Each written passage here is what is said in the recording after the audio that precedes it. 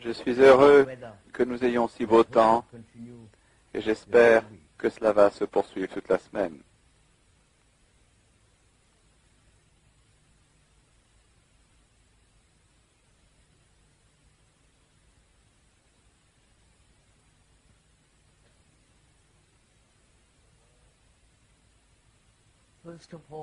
Tout d'abord, si l'on peut se permettre de vous le rappeler, il ne s'agit pas ici d'un divertissement. Il ne s'agit pas d'une fête intellectuelle ou d'une stimulation intellectuelle ou d'une sorte d'ineptie romantique sentimentale. Nous allons traiter d'un problème très très complexe que constitue le fait de vivre ensemble en ce monde qui est devenu presque fou. Il y a tant de chaos et de misère, la menace de guerre, et les religions ont joué un rôle très réduit en tout ceci, en notre vie quotidienne. Et je pense que nous devrions aborder ensemble, non que l'orateur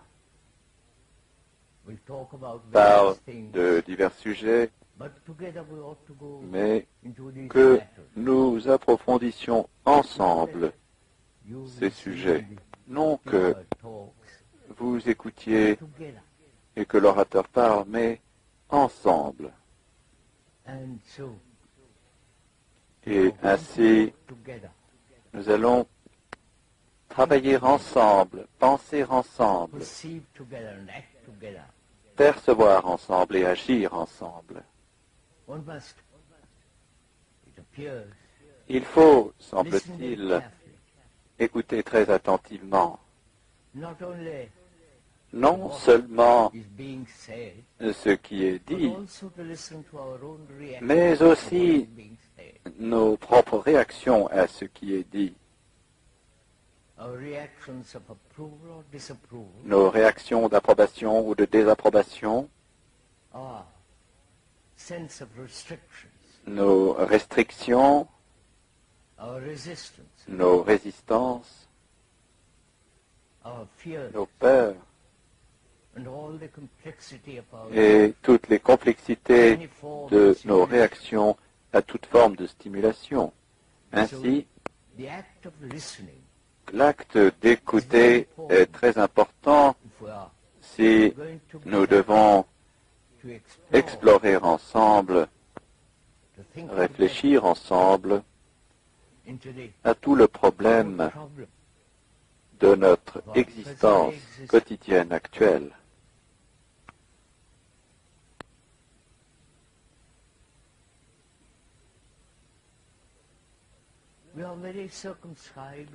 Nous sommes très circonscrits, très limités. Nos cerveaux ont été si programmés et conditionnés, si limités, que la plupart d'entre nous sommes inconscients de cela. Nous sommes conditionnés linguistiquement, que nous le soyons ou non.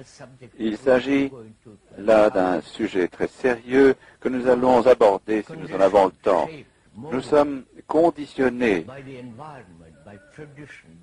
formés, moulés par l'environnement, par la tradition, par la religion, par la solitude de nos propres illusions, de nos propres imaginations, la solitude de nos propres aspirations, circonscrit, limité. Donc notre cerveau, non que l'orateur soit un expert dans ce domaine, mais ayant entendu un grand nombre de personnes parler du cerveau, des spécialistes et d'autres, on perçoit que au cours de ce long processus d'évolution, nos cerveaux sont très très limités.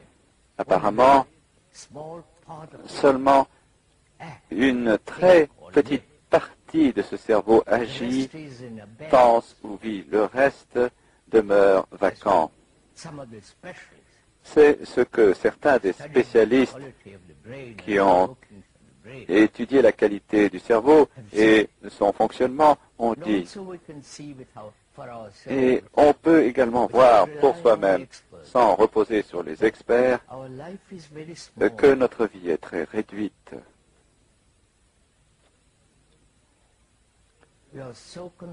Nous sommes tellement préoccupés par nous-mêmes,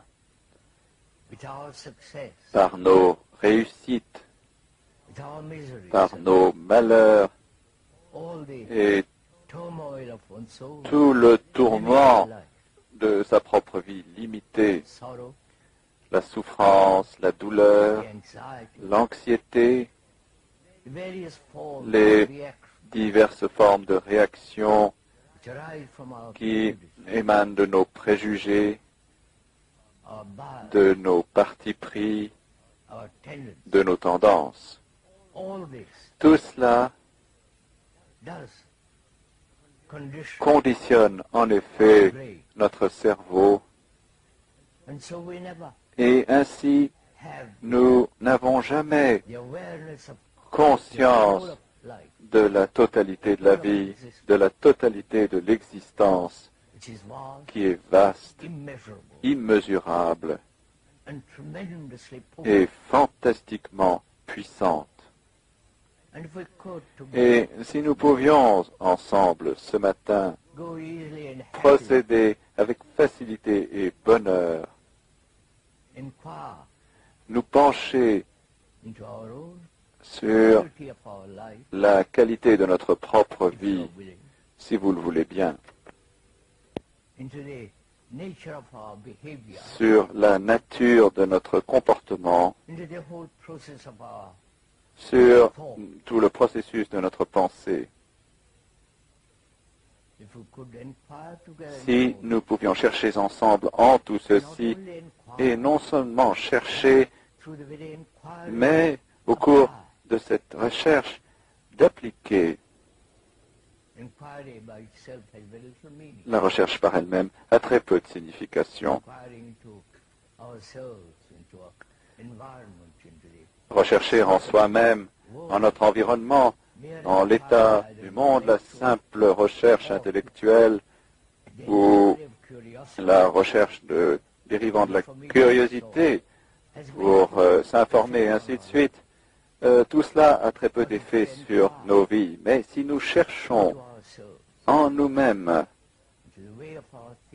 en notre façon de penser, et pourquoi nous pensons de cette façon, pourquoi les êtres humains qui ont vécu sur cette terre merveilleuse pendant tant de millénaires sont toujours ce que nous sommes, malheureux, violents, prêts à s'entretuer pour quelques raisons idiotes. Si nous pouvions pénétrer ensemble en tout ceci et au cours de ce cheminement ensemble sur cette voie, sur cette route qui n'a ni fin ni commencement, alors peut-être notre réunion ici sera valable. Mais le fait de se borner à écouter année après année, à lire et ne pas appliquer, a très peu de sens. C'est un gaspillage de temps et d'énergie. Donc pouvons-nous ce matin être suffisamment sérieux pendant au moins 1 heure pour observer tout ce monde dans lequel nous vivons, le monde que nous avons créé, La société est le résultat de notre propre vie complexe. Vous êtes conditionné par la santé, par l'environnement, par la culture, par le nationalisme et ainsi de suite. À moins de percer et d'aller au-delà de ce conditionnement, nous continuerons comme nous l'avons fait pendant des milliers d'années, et ainsi la violence continuera, la corruption, chacun cherchant son propre accomplissement et poursuivant ses propres ambitions, isolé. Là où il y a isolement, il y a inévitablement conflit. Et pourrions-nous donc ce matin aborder tout cela?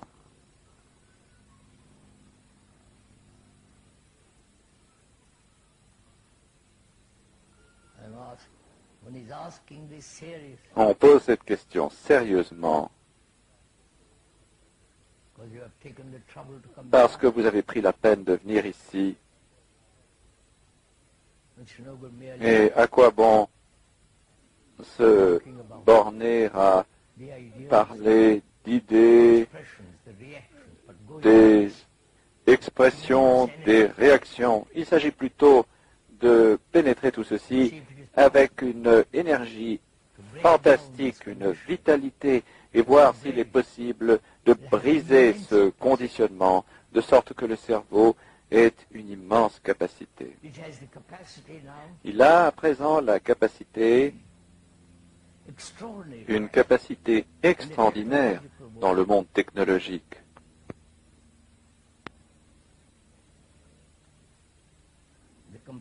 Les ordinateurs, la chimie biologique,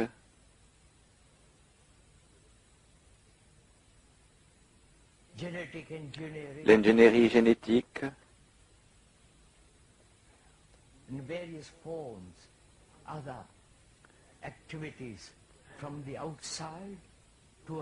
et diverses formes d'autres activités dirigées de l'extérieur en vue d'affecter le cerveau. Je ne sais pas si vous êtes au courant de tout cela. Des scientifiques de diverses disciplines sont en train d'essayer désespérément de provoquer un changement en l'homme.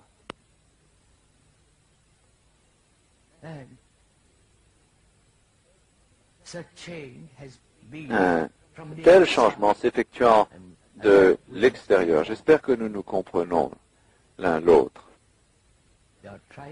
Ils sont en train d'essayer, au moyen de l'ingénierie génétique, de changer les gènes elles-mêmes,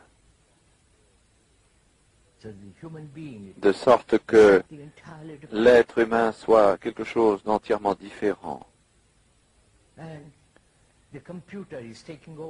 Et l'ordinateur prend en charge peut-être une grande part de notre activité, là encore, de l'extérieur. Les communistes ont essayé cela, ont essayé de maîtriser, de changer l'environnement, espérant que l'homme changerait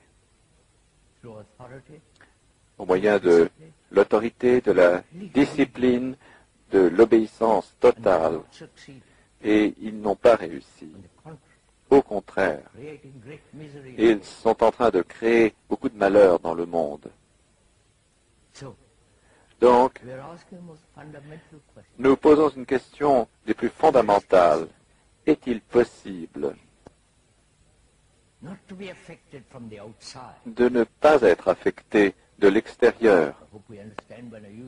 J'espère que nous comprenons mon usage du mot extérieur, que l'extérieur soit Dieu, la musique, l'art, ou les lois extérieures établies par les gouvernements, et ainsi de suite. Tous ces agents extérieurs, sous leurs diverses formes et disciplines, sont en train d'essayer de contraindre l'homme à se conformer, de provoquer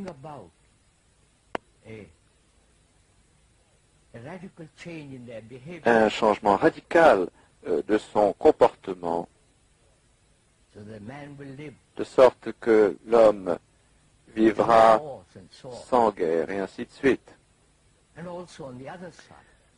Et également, de l'autre côté, il se prépare à la guerre. Chaque gouvernement à travers le monde est armé, prêt à tuer et à être tué. Ceci est donc en train de se poursuivre partout, tout autour de nous. Je suis sûr que la plupart d'entre nous sommes conscients de cela. Je suis sûr que la plupart d'entre nous sommes conscients de cela. Nous posons une question totalement différente. Les religions ont essayé de changer l'homme, de l'apprivoiser par la peur, le paradis, l'enfer, vous savez tout cela. Et elles non plus n'y ont pas réussi. Ce sont là des faits, et non le produit de l'imagination ou des partis pris de l'orateur. C'est ce qui a lieu dans le monde autour de nous, agissant par la propagande, par des formes diverses d'ingénierie chimique et ainsi de suite, afin de contraindre l'homme, et elles n'ont jamais réussi, et ne réussiront jamais, parce que le psychisme est bien trop puissant, bien trop rusé, extraordinairement capable.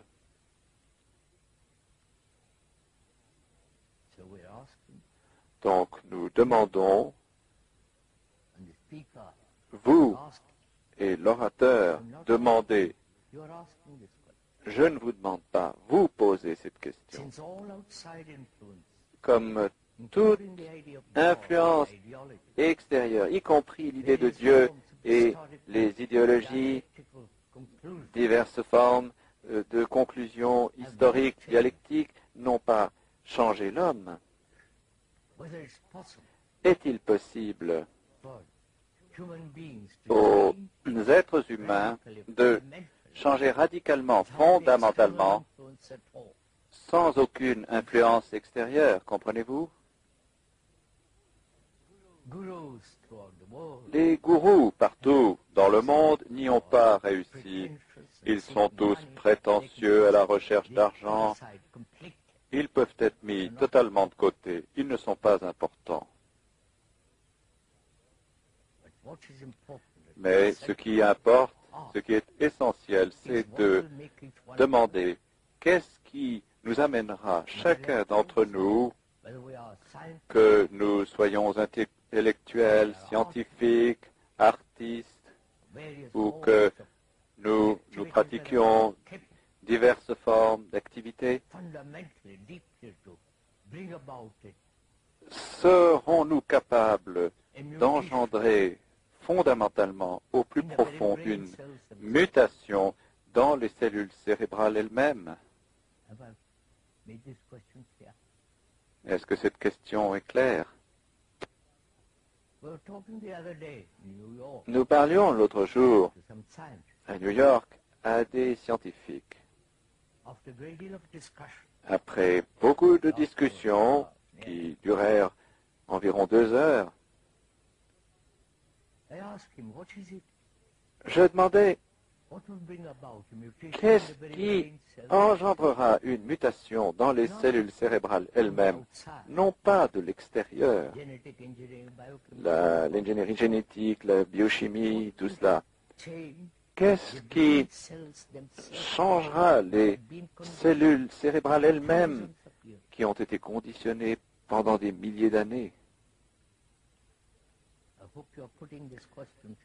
J'espère que vous vous posez vous-même cette question.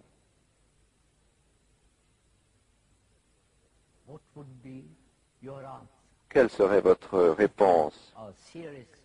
Si vous êtes sérieux et désireux et suffisamment passionné pour poser cette question, quelle serait votre réponse?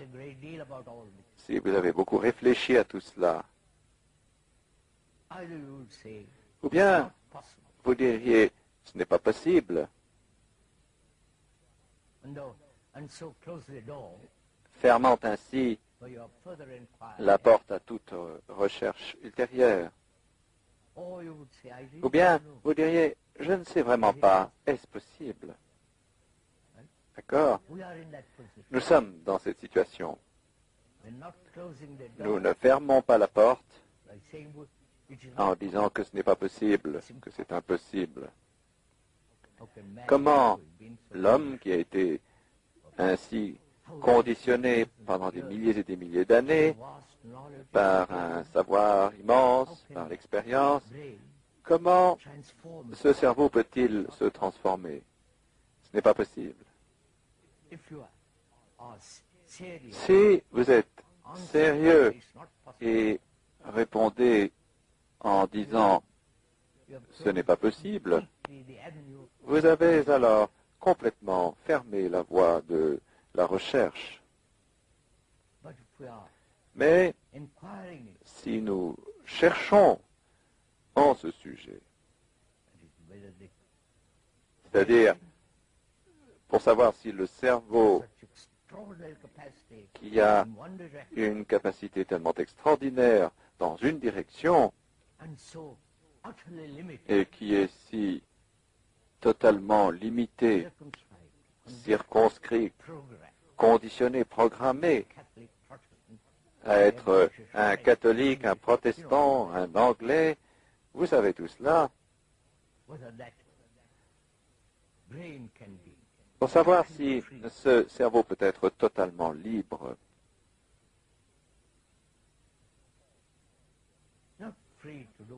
Non pas libre de faire tout ce que l'on veut. De toute façon, c'est ce que nous faisons.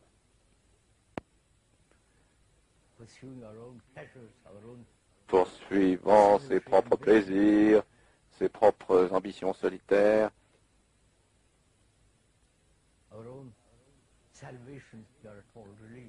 sa propre salvation, si l'on a le moins du monde l'esprit religieux, ou ses propres plaisirs isolés et illusions. C'est ce que nous faisons chaque jour de notre vie. C'est un fait commun à toute l'humanité qui poursuit ses propres illusions, stimulations, aspirations et idéologies isolées et solitaires. Et c'est ce que l'on appelle liberté. Assurément, ce n'est pas là la liberté. La liberté demande énormément de discipline. Je vous en prie, comprenez ce que nous voulons dire par ce mot. Nous allons aborder cela dans un instant.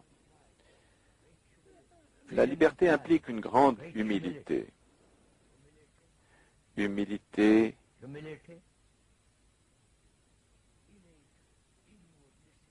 innée, une discipline intérieure et le travail.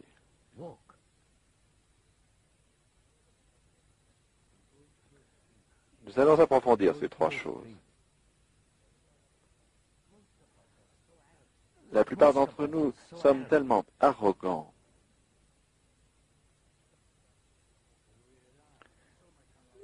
parce que nous comptons tellement sur notre savoir.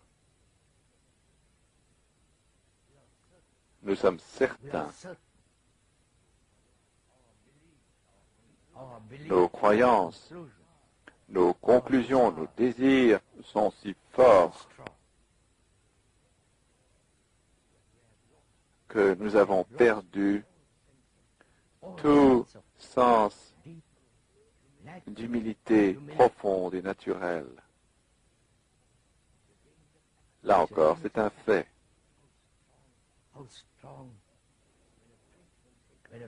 Quelle force quand un Français dit « je suis français » ou quand vous dites « je suis britannique ». Je ne sais si vous l'avez remarqué, la race élue de Dieu. Et chacun ressent cela dans chaque pays. L'autre jour, un Indien nous parlait. Il dit, notre culture est la plus importante au monde. Nous sommes le peuple le plus hautement civilisé. Je lui dis, oui, vous êtes corrompus, vous êtes superstitieux, vos croyances n'ont aucune valeur, vos idéaux, votre religion ne sont qu'un tas de mots. Il dit, oh, mais nous sommes néanmoins la plus grande culture. J'ai dit, très bien. Je vous en prie, ne riez pas, ceci s'applique également à vous.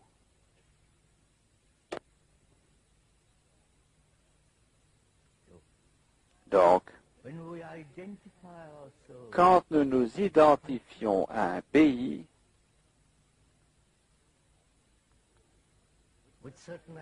à certaines idéologies, à des conclusions, des concepts, alors nous sommes incapables d'être humbles, car ce n'est que quand vous cherchez dans l'humilité que vous apprenez, que vous découvrez. Et l'humilité est nécessaire, car alors vous voyez les choses telles qu'elles sont, autour de vous et en vous. Et la discipline, c'est une observation continue, une observation de vos propres réactions, une observation continuelle en voyant quelle est la source de vos propres pensées, pourquoi réagissez-vous de certaines façons, quels sont vos partis pris, vos préjugés, vos blessures et ainsi de suite. Une observation continuelle amène sa propre discipline naturelle, son propre ordre. C'est ce que nous entendons par discipline. Non, c'est ce que nous entendons par discipline. Non la conformité, non le fait de suivre un certain modèle, que celui-ci ait été établi par la société ou par vous-même.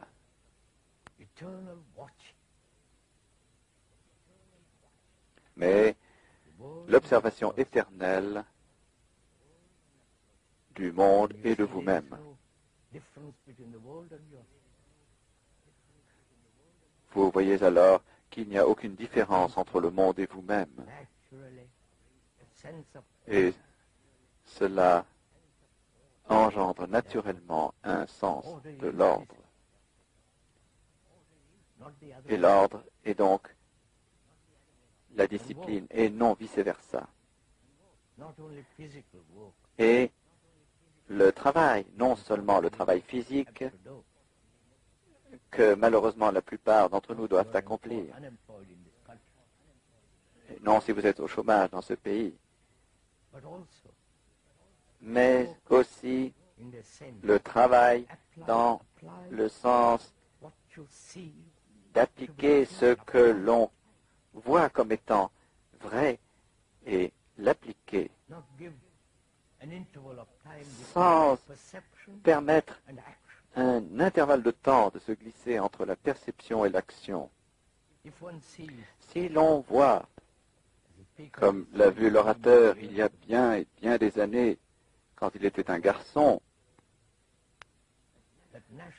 que le nationalisme était un poison, j'espère que ça ne vous fait rien que je vous dise tout cela.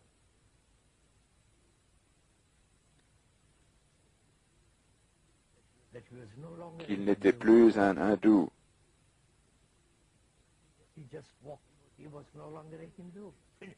Il n'était plus un hindou, terminé.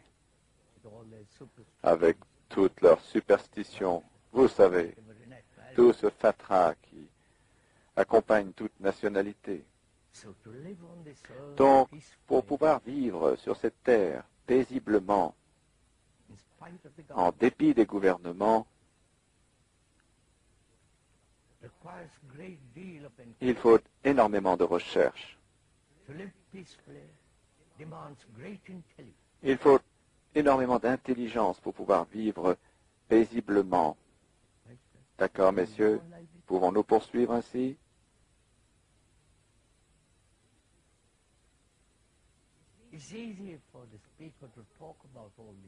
Il est aisé à l'orateur de parler de toutes ces choses, parce que c'est sa vie. Mais le fait de se borner à écouter ce qui est dit paraît si futile. Mais dès l'instant où vous appliquez, quand vous voyez que quelque chose est vrai, une application instantanée, cela élimine alors totalement tout conflit. Le conflit n'existe que quand il y a un intervalle, une division entre ce que vous voyez de vrai et toutes les implications de la peur de votre action. Il y a donc un intervalle, un espace, un hiatus qui engendre le conflit. J'espère que vous comprenez tout ceci. Puis-je poursuivre? Ou est-ce que je poursuis pour moi-même? Suivons-nous les uns les autres, un petit peu? Nous ne nous livrons à aucune propagande. Nous n'essayons pas de vous convaincre de quoi que ce soit. Au contraire, il faut avoir du doute, du scepticisme, mettre en question non seulement ce que dit l'orateur, mais mettre en question sa propre vie, mettre en question, en doute, ses propres croyances.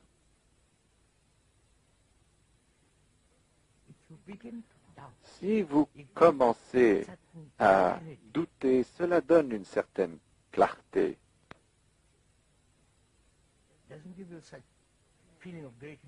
Cela ne vous donne pas un tel sentiment de grande importance de soi. Donc, le doute est nécessaire dans notre exploration, dans notre recherche au sein de tout ce problème de l'existence. Et la question de savoir s'il est possible aux êtres humains qui sont peut-être quelque peu névrotiques, savoir si cette névrose peut être balayée afin de devenir sain, rationnel. Il s'agit de chercher avec un tel cerveau. Nous cherchons pour savoir si les cellules cérébrales peuvent, sans aucune influence de l'extérieur, ni gouvernementale, ni environnementale, ni religieuse, et tout le reste, s'il est possible de provoquer une mutation dans les cellules cérébrales. La question est-elle claire? Posons-nous cette question à nous-mêmes?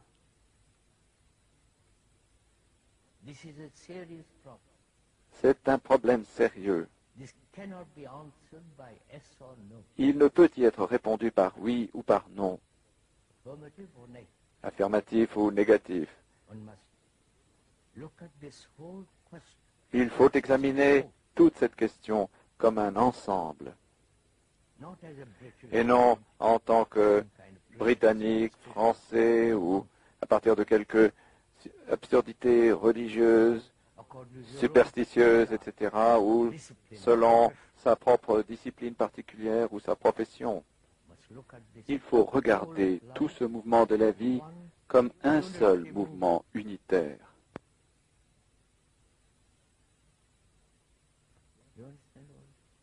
Comprenez-vous tout ceci? Si nous le faisons, nous commençons alors à demander, est-ce possible?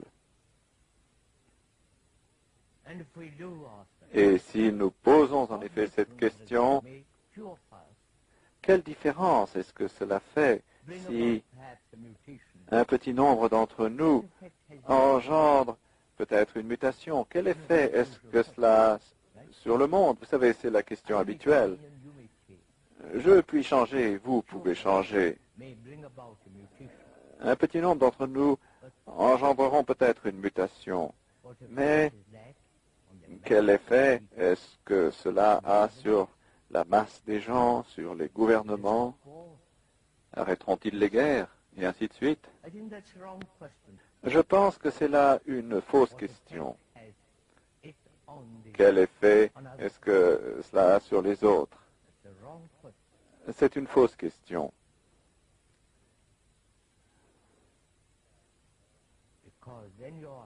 Car alors, vous ne faites pas la chose pour elle-même, mais pour savoir comment elle affectera les autres. Après tout, la beauté n'a pas de cause, n'est-ce pas? Faire quelque chose pour elle-même, pour l'amour de la chose,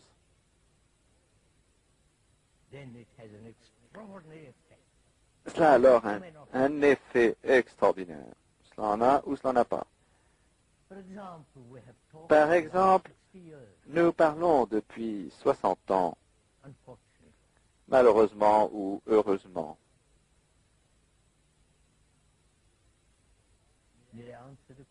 Puis-je répondre à cette question?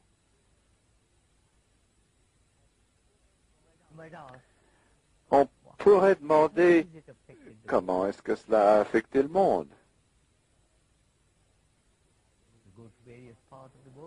Vous vous rendez dans diverses parties du monde. Est-ce que cela a changé qui que ce soit? Je crois que c'est une question assez maladroite. On pourrait demander pourquoi la fleur s'épanouit-elle?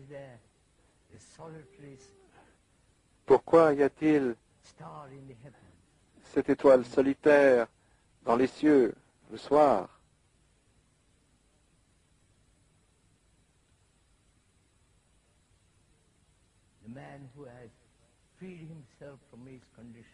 L'homme qui s'est libéré de son conditionnement ne pose jamais cette question.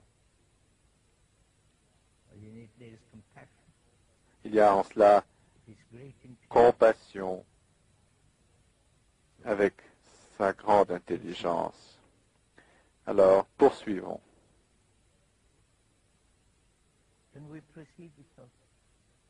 Pouvons-nous poursuivre? Vous n'êtes pas trop fatigué?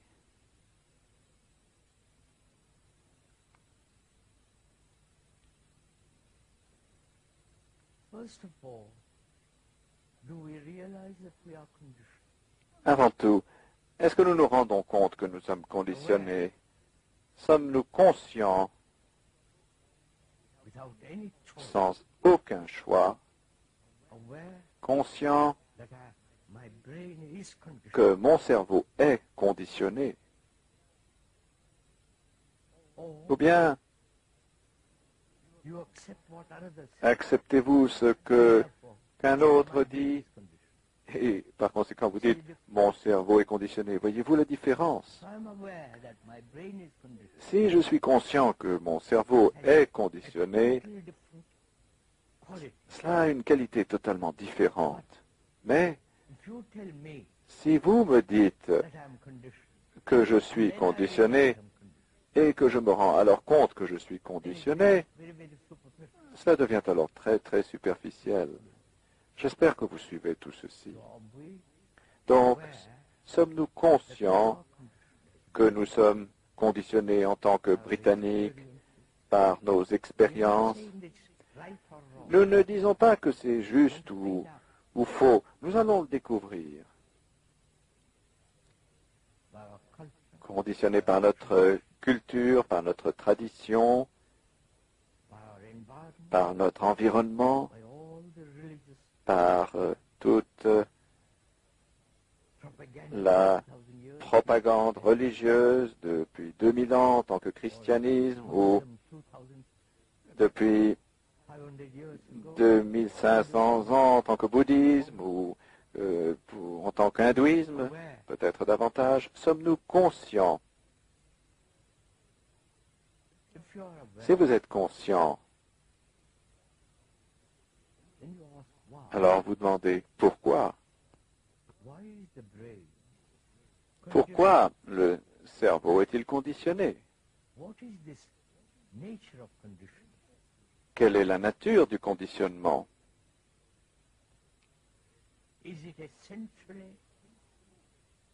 Est-ce essentiellement de l'expérience et du savoir? Je vous en prie, doucement là-dessus.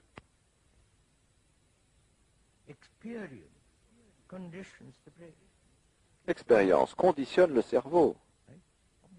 D'accord? C'est évident. Nous rencontrons-nous là? Et l'expérience signifie le savoir. D'accord? Pour apprendre à conduire une voiture, il vous faut de l'expérience. Vous entrez dans la voiture, la conduisez et accumulez à travers cette expérience le savoir-faire de la conduite.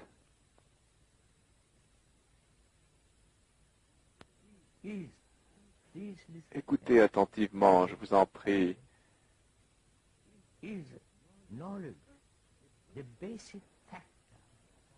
Le savoir est-il le facteur fondamental de notre conditionnement?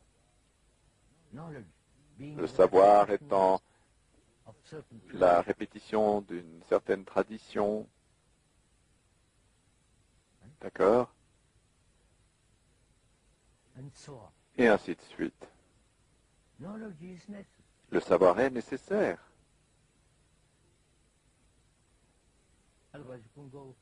Sinon, vous ne pourriez rentrer chez vous. Vous ne pourriez conduire une voiture. Vous ne pourriez poursuivre votre travail si vous en avez un. Donc, dans un certain domaine, le savoir physique est nécessaire. D'accord? Mais le savoir conditionne aussi notre cerveau.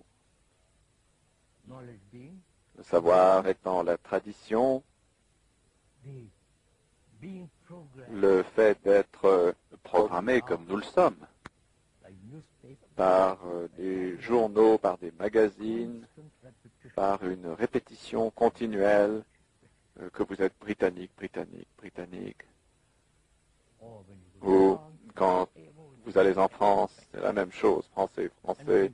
Et quand vous allez en Inde, là encore, indien, cette répétition continuelle.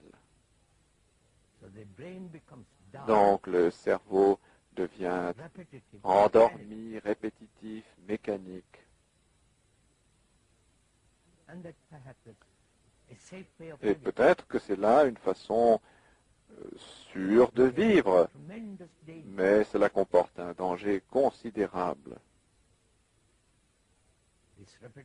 Cette répétition de diverses cultures, des pays, est un processus d'isolement, d'où division, d'où guerre. C'est là une seule des raisons de la guerre. C'est là une seule des raisons de la guerre.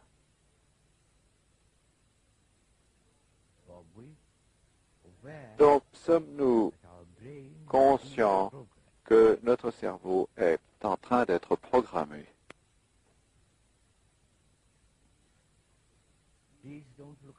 Je vous en prie, ne regardez pas les autres, regardez-vous vous-même.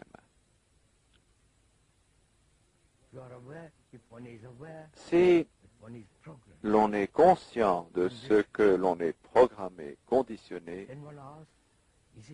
on demande alors, est-ce le savoir? Et apparemment, c'est le savoir.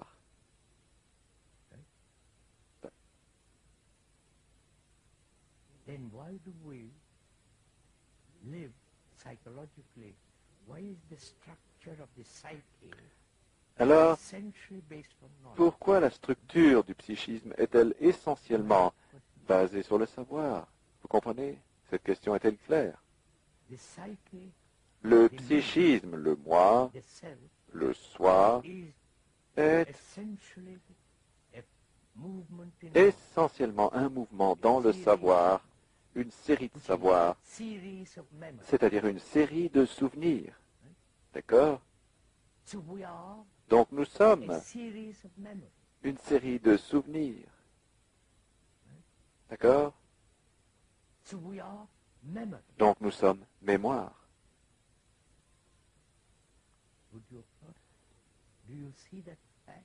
Est-ce que vous voyez ce fait? That we are divine and, Non que nous soyons divins, et vous connaissez tout ce blabla mis en avant par les religions, the actual fact mais le fait réel we are est nothing but memory. que nous ne sommes rien que des souvenirs.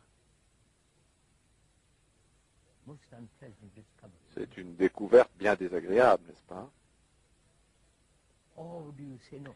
Bien, Part of me est-ce que vous dites, which is not memory. non, regardez, il y a une partie de moi qui n'est pas mémoire. Moment when you say that, it's already memory. Dès l'instant où vous dites cela, c'est déjà un souvenir. Je ne sais si vous voyez cela. When I say Quand je dis only the result of je ne suis pas entièrement le résultat that de may souvenirs, imply cette affirmation part of me elle-même implique which is not qu'il y a une partie de moi qui ne l'est pas, et cette partie de moi, quand je l'observe, est aussi de la mémoire.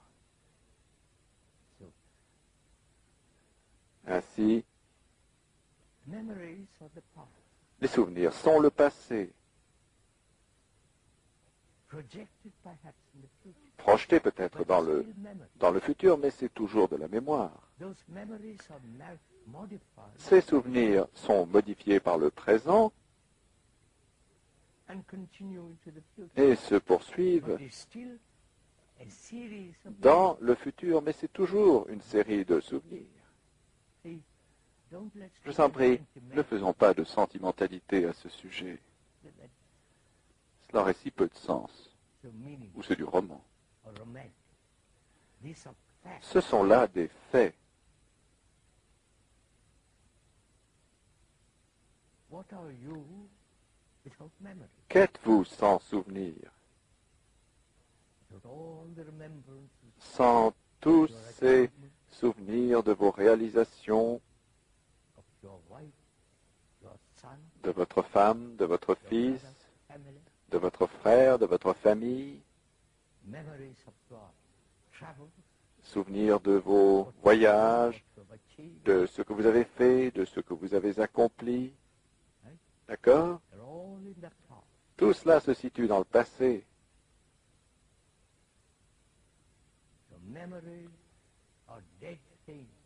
Donc les souvenirs sont des choses mortes. Et nous vivons de ces choses mortes. D'accord? Voyez tout cela, je vous prie.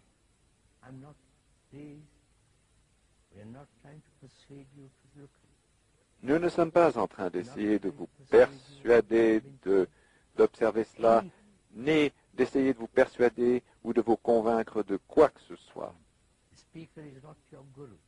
L'orateur n'est pas votre gourou. Alors ne suivez personne, y compris l'orateur. Mais observez ces faits. Ensuite, la question suivante se pose. Est-il possible de vivre psychologiquement sans le moindre souvenir? Comprenez-vous? Posez cette question, je vous prie. Posez-la à vous-même.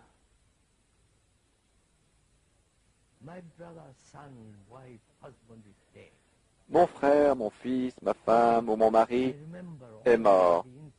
Je me souviens de tous les incidents, des joies, vous savez, tout le reste, les relations intimes. C'est une vaste réminiscence du passé, la mémoire, et je vis de cela. J'ai une image, des photographies, et il y a, à partir de cette photographie, cette stimulation continuelle.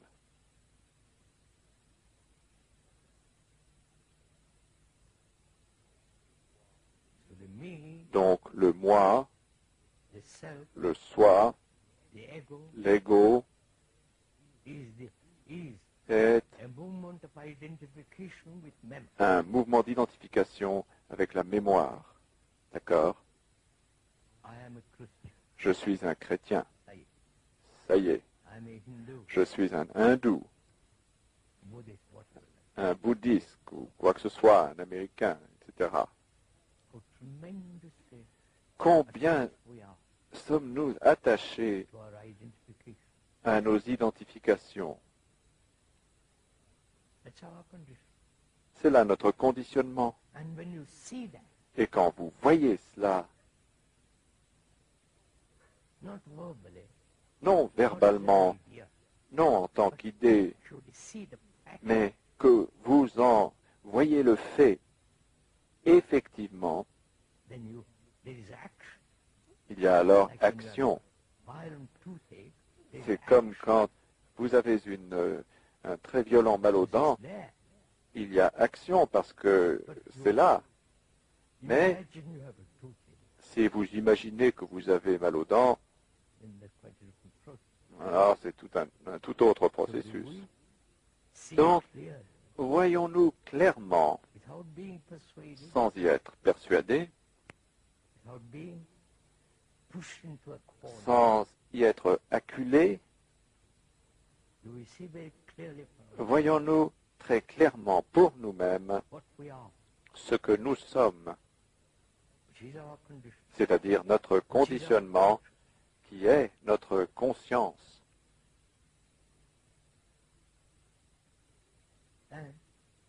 Et ceci étant vu, que doit-on faire?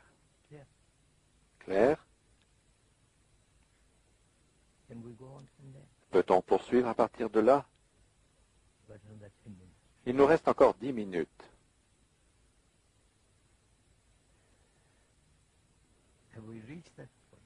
Avons-nous atteint ce point? Je vous en prie. Avons-nous tous, ou tout au moins certains d'entre nous, atteint ce point-là où nous réalisons totalement que nous sommes conditionnés et que ce conditionnement est une vaste série de mouvements, de souvenirs, et les souvenirs sont toujours le passé, le souvenir de choses passées, qui sont alors projetés dans le futur, modifiés par le présent, mais il s'agit toujours d'un mouvement de souvenir. D'accord? Et ce sont ces souvenirs que nous appelons savoir. D'accord?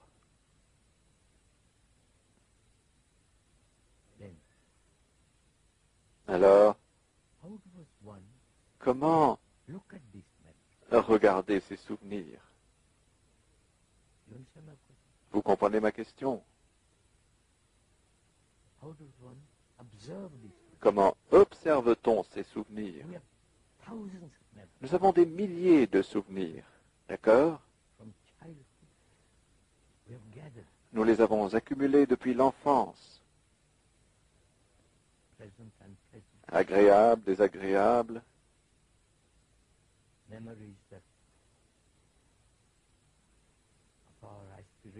Des souvenirs de nos aspirations, des souvenirs de nos réalisations, des souvenirs de douleur, de peur, de grande affliction. Tout cela étant des souvenirs. Et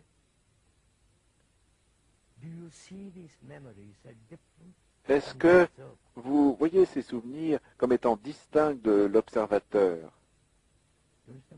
Vous comprenez ma question? Nous sommes en train d'observer. J'observe que je suis une longue série de souvenirs. J'ai déclaré cela, c'est-à-dire que je suis des souvenirs, mais il y a en moi le sentiment que je ne suis pas que cela, qu'il y a autre chose qui observe. Comprenez-vous? Suivez-vous? Sommes-nous ensemble là? Donc l'observateur est-il distinct de l'observé? C'est un thème ancien. Vous êtes probablement nombreux à l'avoir déjà entendu. Et dites-vous, ah, vous voilà à nouveau en train de nous resservir cela.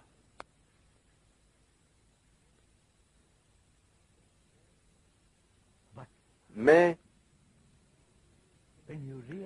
quand vous vous rendez compte de ce fait, quelque chose d'extraordinaire a lieu. Non quelque chose de mystérieux, de parapsychologique, etc., mais quelque chose qui met fin au conflit. Ce qui est bien plus important que n'importe quoi d'autre.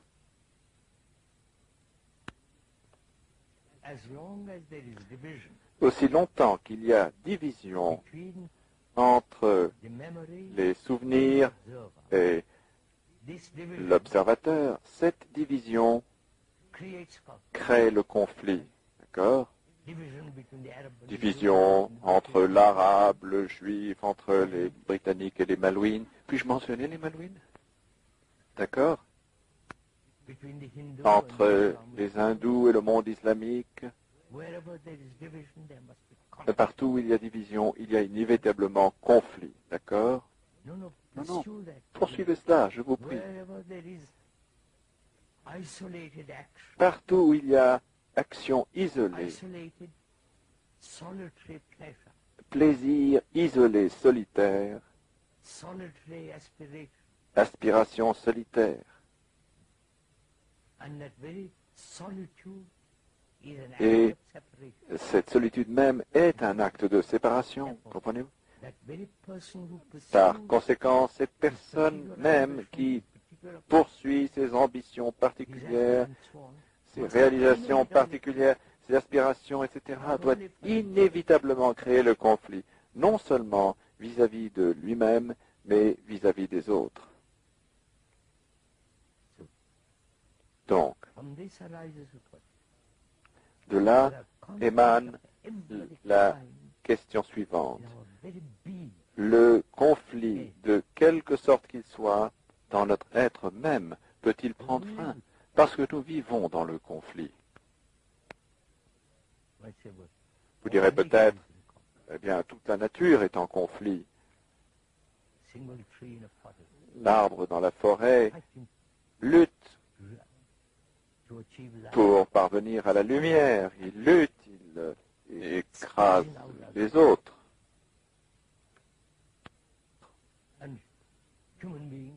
Et les êtres humains nés de la nature font la même chose. Si vous admettez cela, alors vous acceptez toutes les conséquences du conflit, les guerres, la confusion, la brutalité, la laideur de la guerre. Aussi longtemps que vous êtes britannique, français ou indien, vous allez inévitablement créer des guerres. Mais vous voyez cela et on n'en fait rien.